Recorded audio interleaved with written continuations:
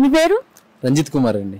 Okay, కూటమి ప్రభుత్వం వచ్చి మరి సంవత్సరం అవుతుంది కదా అండి, ఈ సంవత్సరం వరకు పరిపాలన అనేది ఎలా అనిపించింది? ఎక్సలెంట్ అండి, చాలా బాగుంది. చాలా బాగా నిర్వహిస్తున్నారు, చాలా బాగా చక్కగా చేస్తున్నారు. ఎవరికైనా కానీ ఇప్పుడు మనకి డ్వాక్రా మహిళలకి లోన్స్ వాళ్ళకి అందించి వాళ్ళకి స్వంతంగా ప్రాజెక్టులు చేసుకునే విధంగా చేస్తున్నారు. అలాగే బంగారు కుటుంబం అనేసి కొంత మెంబర్స్తో కలిసి లేని వాళ్ళకి ఏమేమి కావాలి, వాళ్ళకి మెడిసిన్స్ కానివ్వండి, లేకపోతే బట్టలు కానివ్వండి, వాళ్ళకి ఏం కావాలో అవసరాలు తీర్చే విధంగా చాలా చక్కగా ప్లాన్ చేస్తున్నారు. మన దగ్గర ప్రజెంట్ అయితే ఇన్వెస్ట్మెంట్ లేదు కాబట్టి ఇలా బయట ఎవరి దగ్గర తీసుకొని ఆ విధంగా కార్యక్రమాలు చాలా చక్కగా చేస్తున్నారు. చాలా బాగుంది. అలాగే మరి మొన్న చూసుకుంటే పేర్ని నాని గారు మరి కొన్ని వ్యాఖ్యలు చేశారు, ఇవి ఎంతవరకు కరెక్ట్ అంటారు? దీని మీద మీ రియాక్షన్ ఏంటి? ప్రజాస్వామ్యంలో ఉన్నాం మనం. ఇలాంటి ప్రజాస్వామ్యంలో ఎవరు కూడా ప్రజలను రెచ్చగొట్టే విధంగాను అట్లా మాట్లాడడం కరెక్ట్ కాదు.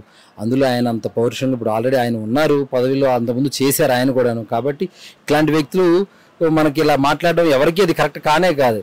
దీనివల్ల మళ్ళీ రాజకీయ గొడవలు, లేనిపోని విద్వేషాలు ఇవన్నీ చెరగొట్టడము చాలా కరెక్ట్ కాదు. అసలు ఇది మంచి పద్ధతి కానే కాదు. అలాగే చంద్రబాబు నాయుడు గారు స్వయంగా వెళ్ళి పింఛన్లు ఇవ్వడం కానివ్వండి, మరి ఆయన పింఛన్ ఇచ్చే ఇంట్లో ఏదైనా సమస్య ఉంటే తీర్చడం కానివ్వండి, ఎలా అనిపించింది? చాలా ఎక్సలెంట్ అండి. ఇదివరకు సార్ చాలాసార్లు చేశారు, అప్పుడు ఎక్సలెంట్గా చేశారు, ఇప్పుడు ఇంకా ఎక్సలెంట్గా చేస్తున్నారు సార్.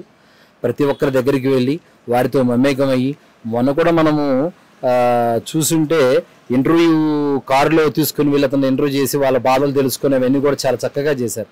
ఇది చూస్తుంటే చాలా ఎక్సలెంట్. రాబోయే తరాలు ఇవన్నీ కూడా రాజకీయ నాయకులు మిగతా వాళ్ళందరూ కానివ్వండి ఆయన చూసి ఆదర్శంగా స్ఫూర్తిగా ముందుకెళ్లాలని నా అభిప్రాయం. మొన్న చూసుకుంటే మరి మెగా పేరెంట్స్ మీటింగ్ కూడా చంద్రబాబు నాయుడు గారు, లోకేష్ గారు వెళ్ళారు కదా అండి. మరి చంద్రబాబు నాయుడు గారు అక్కడున్న పిల్లలకి క్లాస్ కూడా చెప్పడం జరిగింది, ఎలా అనిపించింది? చాలా అది అసలు నిజంగా అమేజింగ్. ఎందుకంటే ఒక సర్ప్రైజింగ్గా ఉంది. ఆ స్థాయిలో ఉండి కూడాను అట్లా వర్క్ చేయడము, అందరికి పబ్లిక్ దగ్గరకు వచ్చి వాళ్ళతో పాటు కలిసి వెళ్ళడం అనేది చాలా గొప్ప విషయం. చాలా బాగుంది.